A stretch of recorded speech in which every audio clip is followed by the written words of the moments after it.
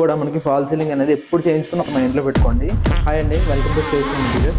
మనం సీలింగ్ వచ్చినప్పటికి చాలా డిజైన్ అంతా కావాలని కోరుకుంటాం. సీలింగ్లోనే హెవీ డిజైన్ మొత్తం రూమ్ లుక్ అంతా సీలింగ్లోనే రావాలని కోరుకుంటాం. బట్ సీలింగ్ ఎప్పుడు అలా ఉండకూడదండి. సీలింగ్ అనేది ఏంటంటే ఒక డైరెక్షనల్ వేలా ఉండాలి డిజైన్. ఇప్పటికి చాలా మంది ఫాల్ సీలింగ్ వేరు, ఇంటీరియర్స్ వేరు అని అనుకుంటారండి. బట్ అలా అయితే కాదండి. మీకు సీలింగ్ కూడా పార్ట్ ఆఫ్ ది ఇంటీరియర్ అండి. దాన్ని బేస్ చేసుకుని మీ ఓవరాల్ లుక్ అనేది డిపెండ్ అయి ఉంటుంది అన్న. కొంతమంది ఇంటీరియర్ని కన్సల్ట్ చేయకముందే ఫాల్ సీలింగ్ అనేది లోకల్ సీలింగ్ వర్కర్స్తో చేయించేస్తారు. సో వాళ్ళు బాగా చేయరని అనట్లేదండి, వాళ్ళు బాగానే చేస్తారు. ఏంటంటే మనం ఇంటీరియర్స్ చేసిన తర్వాత దానికి ఆ ఫాల్ సీలింగ్కి మ్యాచ్ అవ్వదు అనమాట. సో ఓవరాల్ థీమ్ అన్నది ఒకలా ఉండదు అనమాట. ఇక్కడ కొన్ని ఇమేజెస్ డిస్ప్లే చేస్తాను చూడండి.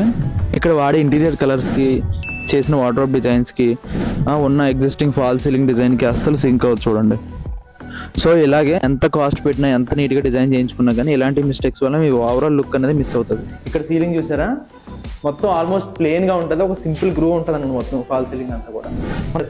మీకు ఆల్రెడీ డిజైన్ అన్నది స్క్రీన్ మీద చూపిస్తాను, డిస్ప్లే చేస్తాను చూడండి. సో ఓవరాల్గా సీలింగ్ అనేది హెవీగా కాకుండా ఇలా సింపుల్గా కొంచెం గ్రూ ప్యాటర్న్ కానీ ప్రొఫైల్ లైటింగ్ అని పెట్టుకుంటే లుక్ బాగుంటుంది. అండ్ ఇంకొంతమందికి ఇంటీరియర్స్ ఎంత మోడర్న్గా చేయించుకున్నప్పటికీ సీలింగ్లో ఫ్లవర్స్, హార్ట్ సింబల్స్ ఇవన్నీ అడుగుతారండి. ఇవి ఇప్పుడు మొత్తం అవుట్డేటెడ్ అండి. మోడర్న్ ఇంటీరియర్స్కి ఇవి సూట్ అవ్వవు. సింపుల్ లైన్స్ కానీ, క్లీన్ ఎడ్జెస్ కానీ, కోవ్ లైటింగ్ కానీ ఇవన్నీ మీ రూమ్ని పెద్దగా చూపిస్తే, ప్రీమియంగా కనిపిస్తాయి. మీ రూమ్ అంతా కూడా క్లాసీ లుక్ అనేది యాడ్ అవుతుంది. So remember this, ceiling design అనేది సపరేట్ కాదు. అది మన వార్డ్రోబ్తో, మన టీవీ యూనిట్తో, మన లైటింగ్తో, ఫర్నిచర్తో అన్నిటితో